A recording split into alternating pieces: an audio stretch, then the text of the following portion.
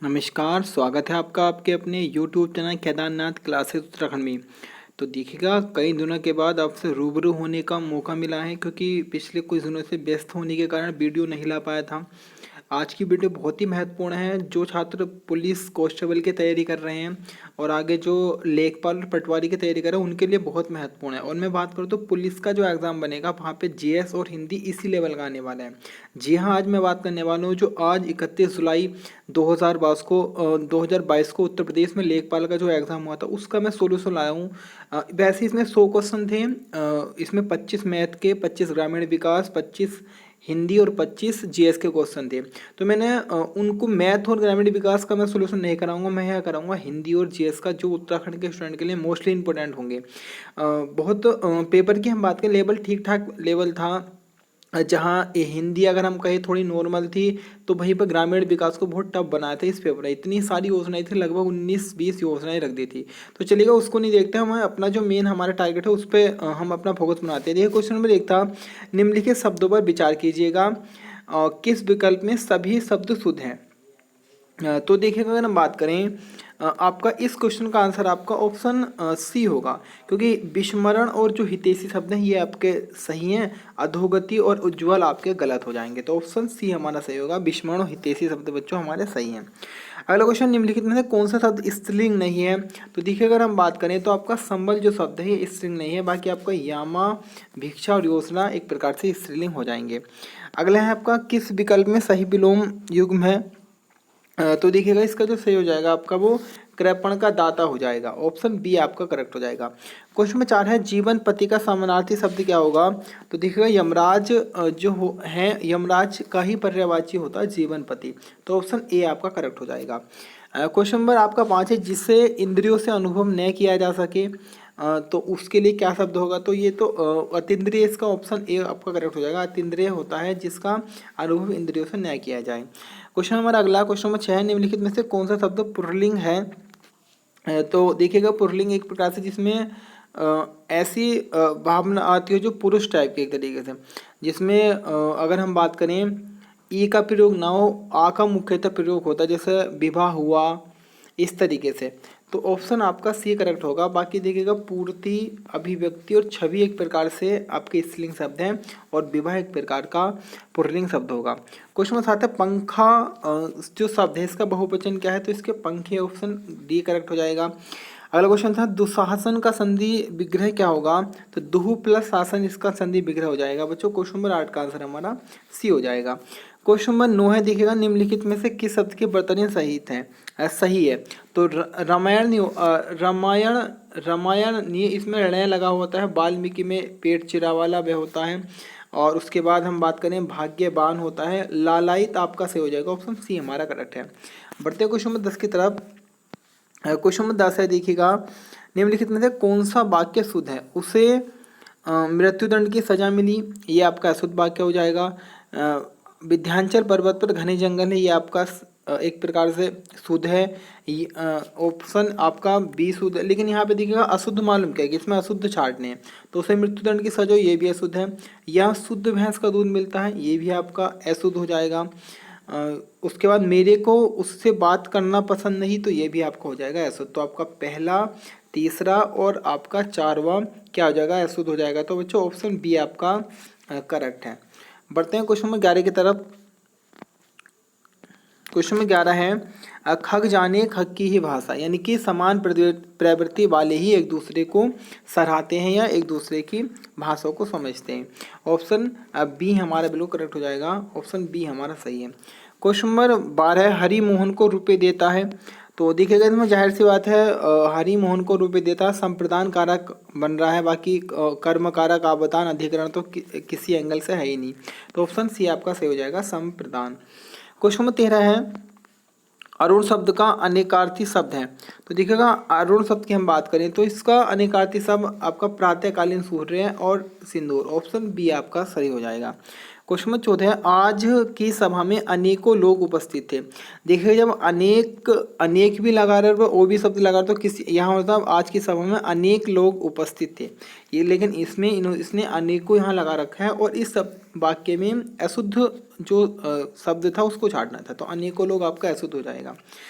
Question 15 निम्नलिखित में तत्सम शब्द है, तो देखिएगा ऑप्शन डी आपका अक्षर जो शब्द है वो एक प्रकार से तत्सम शब्द होगा। और आपने देखिएगा थोड़ा सा कुछ ट्रिक भी देखी होंगी जिसमें मुख्यतः संयुक्त वाक्य संयुक्त वर्ण होता है, उसमें अधिकांश तत्सम ही होता है, और वैसे तो अक्षर है तत्सम और आखिर इसका आ जाएगा तद्भव। क्वेश्चन नंबर 16 की तरफ पढ़ते हैं। क्वेश्चन में देखिएगा ये हमारा पैराग्राफ था, इसको पहले पढ़ना था उसके बाद आंसर लगाने थे, तो मैं इसको पढ़ूंगा नहीं और मैं जो इसका करेक्ट आंसर है वो भी बता दूंगा, क्योंकि इसको पढ़ेंगे तो समय खर्च होगा, और जो ऐसे स्टूडेंट हैं जिन्होंने लेखपाल का एग्जाम दिया था वो इसको अपने आंसर सही कर लेगा। बाकी एक बार मैं इसको धीरे धीरे ऊपर करूँगा जिससे आप स्क्रीनशॉट ले लें, और अगर आप इच्छुक हों इसको अच्छी तरीके से करने के तो आप इसको पढ़ के फिर आंसर लगाइएगा। बाकी इसकी PDF आपको टेलीग्राम पर मिलेगी, वहाँ से आप ले सकते हैं। देखिए क्वेश्चन 16 था, मनीषियों ने सफलता की कुंजी किसे कहा है? असफलता को कहा है। असफल व्यक्ति क्या अर्जित करता है? अनुभव की संपत्ति। उसके बाद मनुष्य को किस प्रकार के कर्तव्य पालन करना चाहिए? तो उपरोक्त सभी था निष्काम भाव से और सफलता असफलता की चिंता किए बिना आशा निराशा के चक्र में फंसे बिना। अगला था आपका ये जीवन की सार्थकता किस में निहित है? कर्तव्य मार्ग चलने से आनंद में। ऑप्शन सी सही होगा। कैसे व्यक्तियों का जीवन धीरे धीरे बोझ बन जाता है? जो असफल होने पर दोबारा प्रयत्न नहीं करते, तो ऑप्शन ए सही है। देखिएगा अगला आपको जो था ये समास मालूम किया था कि अपना पराया जो समास है वो कौन सा द्वंद्व समास है, आप सभी को पता होगा, बहुत बेसिक सा क्वेश्चन था। इसके बाद में इसमें बताया था कि संधि विच्छेद कौन सा आपका हो जाएगा शुद्ध। तो देखिएगा मरण और असन्नी, मरण प्लस आसन होता है, यथा प्लस अर्थ नहीं, यथा प्लस अर्थ होता है, और पत्र प्लस अलय नहीं, पत्र प्लस आलय होता है। तो वीर प्लस अंगना आपका ऑप्शन सी हो जाएगा, वीरांगना। ऑप्शन सी आपका सही है। कब्र में पैर लटकना मुहावरा है, मृत्यु के समीप होना। इसके बाद अगला क्वेश्चन है सला का तद्भव रूप है किसका? तो सला का सिलाई का, और सल्लाली का आपका हो जाएगा सलाई का। सला का है सिलाई का, और सल्लाली का आपका है सलाई का। तो फिलहाल ऑप्शन डी सही है, सिलाई। आनंद शब्द का उचित पर्यायवाची शब्द होगा, तो मोद और आपका हर्ष। ऑप्शन ए आपका करेक्ट हो जाएगा। ये हिंदी के क्वेश्चन थे। बाकी वीडियो अच्छी लगे तो लाइक कीजिएगा और अधिक से अधिक कमेंट कीजिएगा। क्वेश्चन में क्या अंदर EFT का पूर्ण रूप क्या है? तो इलेक्ट्रॉनिक फंड्स ट्रांसफर इसका सही रूप हो जाएगा। क्वेश्चन में 51 का आंसर आपका ए हो जाएगा, ऑप्शन ए सही है। क्वेश्चन 52 की तरफ बढ़ते हैं बच्चों। देखिएगा क्वेश्चन नंबर 52 है हमारा, बाफिन द्वीप किस देश में स्थित है? तो बच्चों बाफिन द्वीप हमारा कनाडा में आ जाएगा, ऑप्शन डी हमारा सही है। क्वेश्चन अगला है प्रेस की स्वतंत्रता, यानी कि अगर हम बात करें प्रेस की स्वतंत्रता का उल्लेख किस अनुच्छेद में है? तो बहुत बेसिक सा क्वेश्चन था, बहुत बार ये क्वेश्चन रिपीट हो चुका है। ऑप्शन ए आपका अनुच्छेद 19 में है प्रेस की स्वतंत्रता। क्वेश्चन नंबर बढ़ते हैं 54 की तरफ। भारत में निम्नलिखित में किस राज्य में सबसे कम लोकसभा सीट है? तो देखिएगा आपका एक सीट आती है आपकी सिक्किम में, ऑप्शन सी आपका सही। और देखिए सिक्किम की जनसंख्या भी सबसे कम है हमारे भारत में, सबसे कम जनसंख्या वाला राज्य है। अगला क्वेश्चन हमारा देखिएगा 1942 में भारत छोड़ो आंदोलन जब प्रस्ताव पारित किया गया था उसमें वायसराय कौन थे? तो देखिएगा अगर हम बात करें तो ऑप्शन ए आपका सही होगा, लॉर्ड लिनलिथगो इस समय वायसराय थे, ऑप्शन ए हमारा सही है। अगला क्वेश्चन है हमारा BC रॉय पुरस्कार किस क्षेत्र में दिया जाता है? तो आपका चिकित्सा के क्षेत्र में मिलता है, ऑप्शन सी हमारा करेक्ट हो जाएगा। क्वेश्चन 57 की तरफ बढ़ते हैं। क्वेश्चन 57 देखिएगा बच्चों, किस पंचवर्षीय योजना के बाद रोलिंग प्लान यानी कि अनवरत योजना को लागू किया गया था? तो देखिएगा 5वीं पंचवर्षीय योजना 1974 से 78 तक चल पाई थी, क्योंकि 78 के बाद में प्रधानमंत्री चेंज हुए थे इंदिरा गांधी के बाद। आपके जगजीवन अगर हम बात करें मोरारजी देसाई PM बने थे जनता पार्टी के, तो उन्होंने पंचवर्षीय योजना को खत्म करके रोलिंग प्लान यानी कि अनवरत योजना को स्टार्ट किया था, जो 1978 में चला था। तो ये 5वीं पंचवर्षीय योजना के बाद था, ऑप्शन ए हमारा सही हो जाएगा।